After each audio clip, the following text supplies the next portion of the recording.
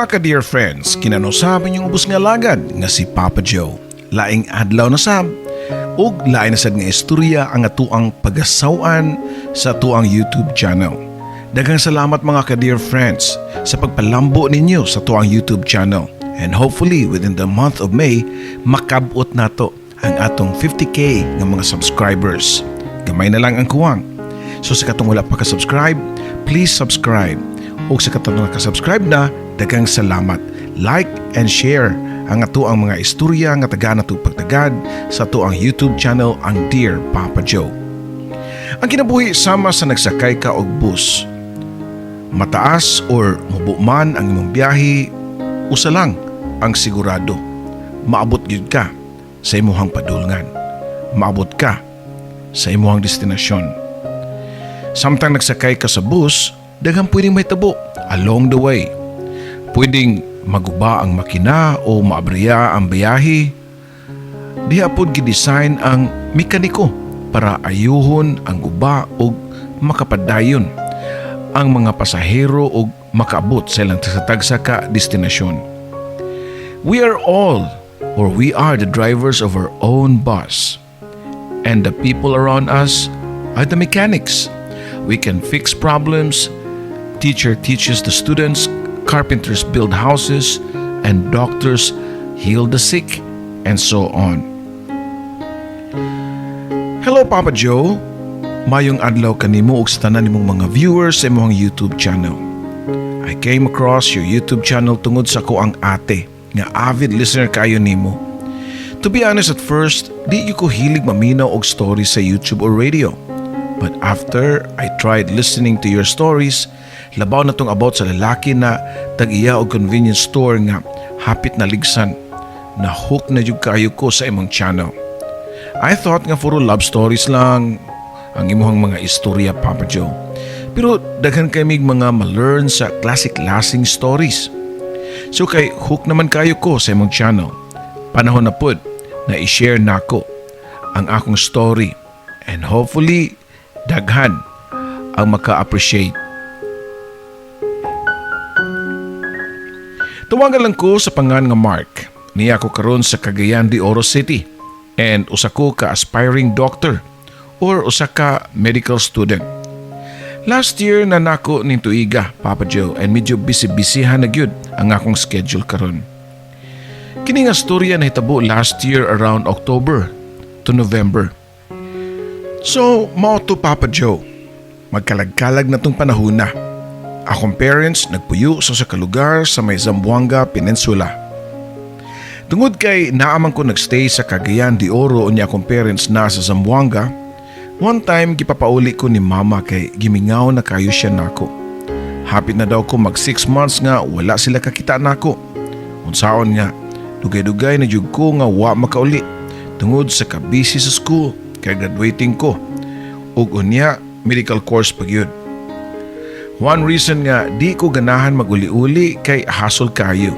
Imagine magbus ka. Mulanat og 6 to 8 hours ang biyahe. One way pa lang na. So makadrain gyud kayo.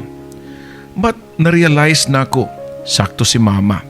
I have 5 to 6 days na break ato. So gigrab na ko ang opportunity para makarelax o makaspend og time with my parents and relatives.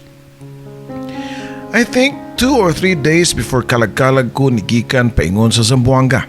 Alas 7 sa buntag pa lang nana ko sa Bulwa bus station. Pag-abot pa lang nako dito nilabad na dayon ang akong ulo tungod sa grabe kadaghang mga tao. Nagdasok ang mga manguliay kay siyempre bakasyon ug daghan ang mga tao nga gusto mo bisita sa lubong sa ilang mga loved ones. Fortunately, nakakuha ra gyud kog ticket, and after 1 hour of waiting, nakasakay gyud ko og non-aircon nga bus. Why kaso sa kuha ang non-aircon? Kay mas prefer pa jud nako para makamuni-muni ko while gatan-aw sa view nga ako maagian. After more than 2 hours, nabot ang bus sa Iligan.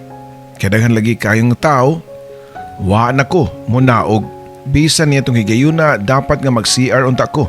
Nahadlo ko ba sinuon og may lugan pa ko sa kong lingkuranan or worst, mawa ang ako mga gamit.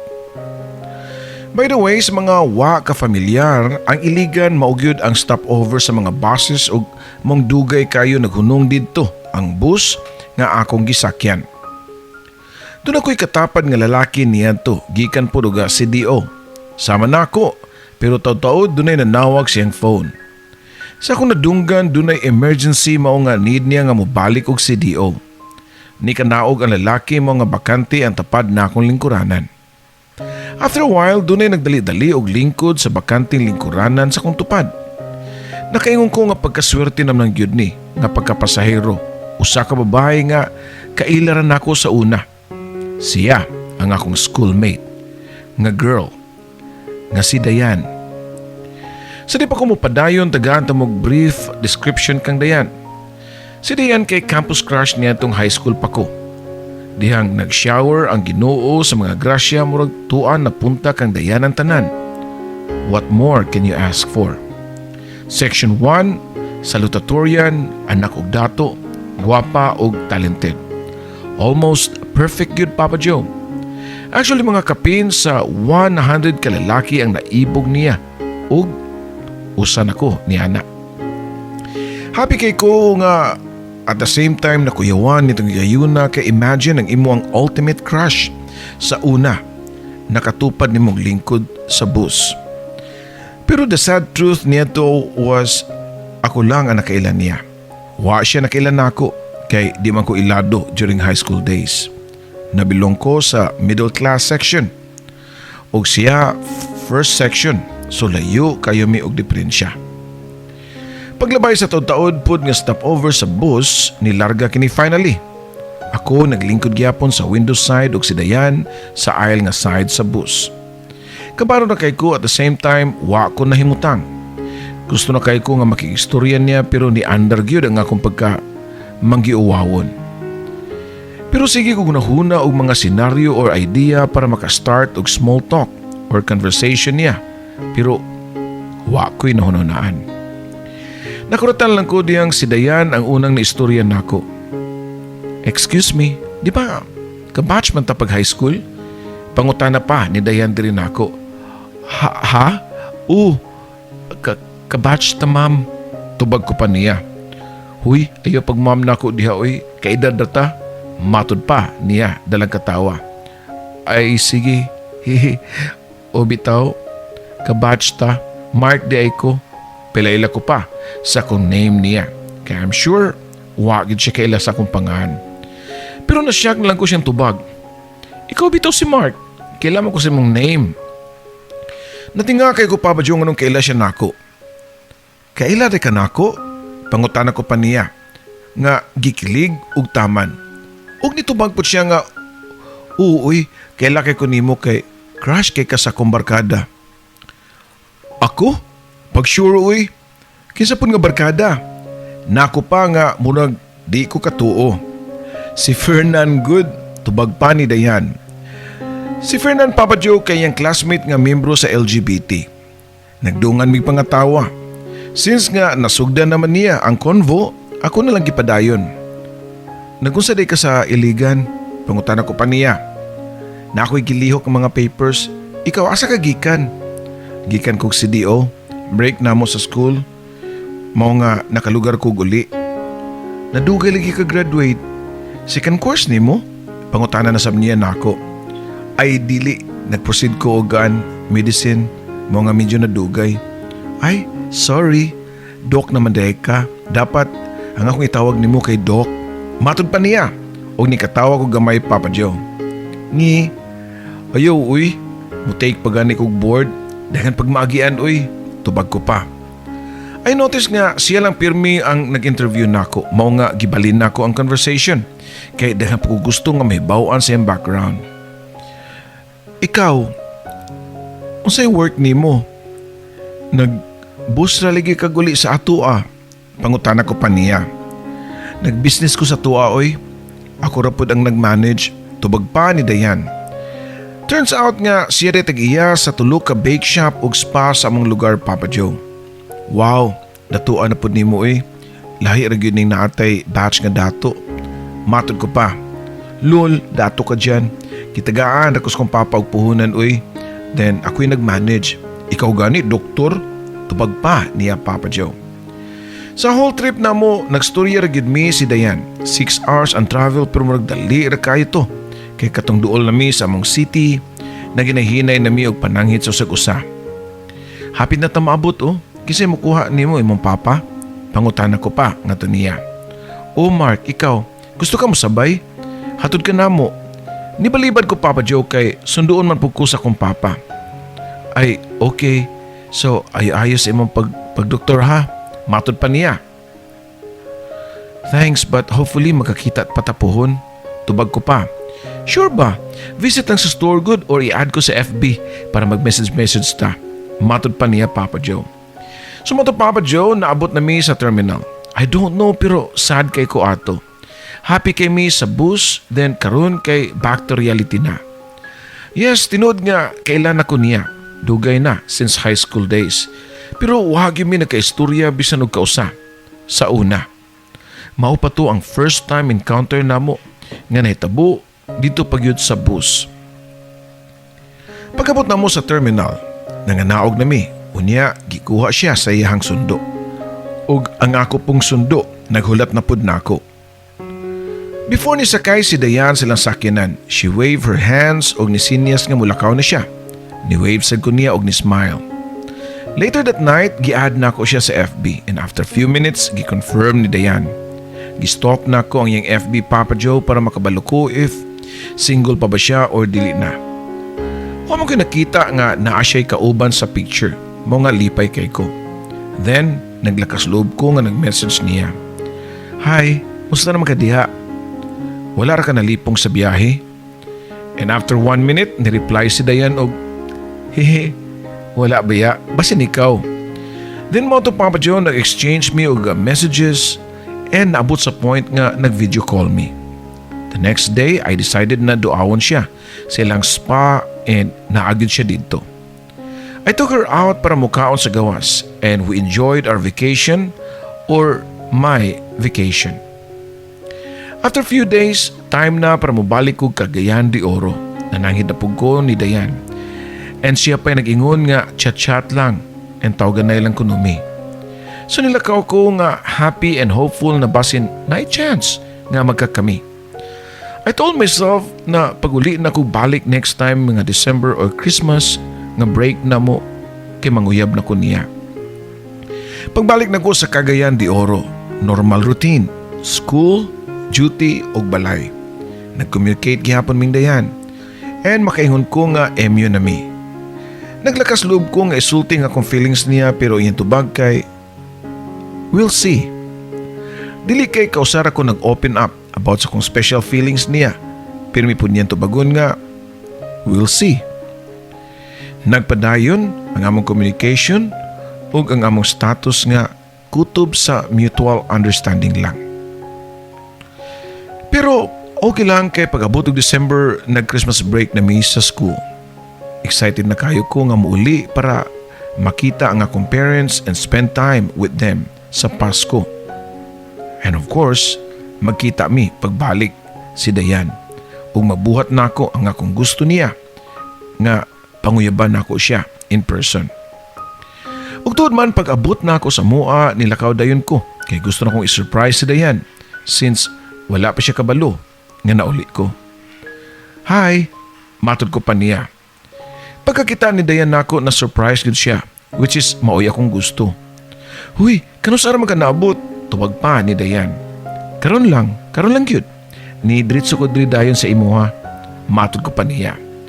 Ni smile din si Dayan og ningon nga matouch man sabtaan na uy. Gi-invite na ko siya og pangaon sa gawas. Nag-sightseeing mi laglaag. Ang importante nako nitong panahon na nga kuyog siya. Mag-uban po mi sa pagpanimba sa simbang gabi. Naabot na pud sa point nga gidala nako siya sa mua ug gipilailan nako ngadto siya sa akong mama ug papa. Though di pagyud official nga kami kay wa pagyud kay gayon nga nanguyab ko niya formally but para nako kami na ug mao na putoy akong pagtuo niya kay kung kauban ming duha makita man pud nako nga happy siya. One day, nag-uban ming dayan ug nanuroy mi sa usa ka nindot nga place. Nakaingon ko nga, this is the perfect place to tell her how much I love her. Gigrab na ako ang opportunity sa kanindot sa lugar, Papa Joe, and finally, nakaingon ko niya nga, Dayan, I love you. Seryoso ko pa nga sulti niya pero gitubag lang ko niya nga, Huy, naunsa ka? Mikalit lagi ka. Dili pa day klaro nimo ang akong love nga gipakita nimo, Dayan. I hope nga matagaan ko nimo chance. Tubag ko pa. Kung chance lang naaman, but not now, Mark. Medyo na-disappoint ko gamay. Wala ko nag-expect nga mo to yan tubag. I thought we have this mutual feelings nga ang kuwang na lang mao ang proper nga pag-formalize para matawag nga kami na gyud officially. Nganong makaingon man kadayan nga dili pa karon. Doon na ba'y problema? Pangutana ko pa niya. Problema? Waoy, basta enjoy lang nato kung sinaan nato, and if mabot ang time, we'll see. There you go again, Papa Joe. Nanapod ang iyang favorite line na pirmi niyang itubag nako. Ang we'll see. Walay klaro pero misugot na lang ko, Papa Joe. At least nakabalo na si Dayan sa kung gibati niya ug seryoso ko niya. Padayon may kuyog-kuyog bisan sa amo ang status nga ingon ato lang. Hangtod nga nahuman na lang ang Christmas break. Paspas kay nidagan ang panahon. Truly, time flies when you're having fun. Happy man sa mi si Dayan. I can see it in her eyes. Unya, ako, happy sad ko. Kay basin og nabaguan lang siya. Og di pa siguro ganahan og serious nga relationship. Okay ra ko. Akong gisulti sa akong kaugalingon. Nga, tagaan na ako siya panahon. Until such time nga, dili lang kay kutob lang mi sa among label nga MU. Duna, pamumpuy daghang time. Siguro inigbalik na ako sa akong next vacation. Maka-decide na siya. Sa pagbalik na kong CDO, siya pa ang nihatod na ako sa terminal. Kunya, same lang gihapon ang iyang isulti. Tawaganay ang chat-chat lang ta ha. Matod pa niya na ako before ko nisakay sa bus. Pagkapatong kong CDO, gituman ni Dayan ang iyang saad nga pirmimi nga mag-communicate. Ang among routine, everyday kay magtawaganay, unya, sige mig-chat until one day ni-stop siya o communicate na ako, Papa Joe. Kalit lang nga di na siya makontak. Basin busy lang siya. Matod ko pa sa akong kaugalingon. Sa akong una-huna, mga waarapod na ako siya gikulit. Later that night, gitry na ako siya contact pero di gid siya ma-reach. Hangtod nga nakatug na lang ko og hinulat niya. Mga alas 4 kadlaw nakamata ko og ring sa akong cellphone. Abi na ko og si Dayan pero pagtanaw na ko sa caller kay nga akong classmate nga taga Amu Arasad. Hello, katugon ko pa nga tubag niya. Tul, mata tul. Tubag pa sa pikas linya. Oh, unsa man tul? Sayo man kaayo nganong nanawag man ka. Pangutana ko pa niya. Tul, di ba kailan mong Dayan? O tul, ngano man di ay? Pangutana ko pa niya. Tul, ay kasyak ha? Wala na siya. Tubag pa sa akong amigo. Nasyak niyo ko, Papa Joe, ug di po kumutuo sa iyang gisulti. Pero ang akong amigo di mamakak. Mao na lang gyud kaha to ang iyang itawag nako nga kadlawon dako para mag-joke-joke ug sama ato. Pag sure uy, ay binuang ana. Tubag ko pa niya. Tul, di ko mag-joke. Ug ingani, I know nga nag-date-date mo tol, mong gitawagan ti ka as soon as nakabalo ko. Mura gyud gibubuan og bugnong tubig ang akong tibok lawas, Papa Joe. Naon sa day, ang hitabo tol. Pangutana ko pa niya. Og nitubag po siya nga. Naghikog si Dayan tol. Problematic di kito siya tol. Gipalong na nako ang cellphone. Di ko katuo sa kung nadunggan nako. Suicide? Si Dayan? She never told me na problematic siya. Maski usa ka sign nga suicidal siya, wa ko'y nakita. Medical student pa naman ko. Dali-dali ko nga niuli sa mua and when I got home, gitagbo ko ni mama o gihag ko niya. Nak, naunsa din na si Dayan, nak? Nak, okay ra ka? Narami sa imuhang papa ha, nak? Matod pa sa akong mama. Wano katubag, Papa Joe. I hugged my mother back and cried. Dito pa ni sink in nako na wala na si Dayan. Gikuyugan ko sa kong parents sa funeral home kung asa gidala ang patayng lawas niya. According sa parents ni Dayan, clinically depressed siya. Ginapasagda na lang daw nila si Dayan if naay gusto. Nagsugod daw atong gibiyaan siya sa iyang ex. Sugod daw ato, lahi na si Dayan. Dayan never mentioned nga naadi siya problema.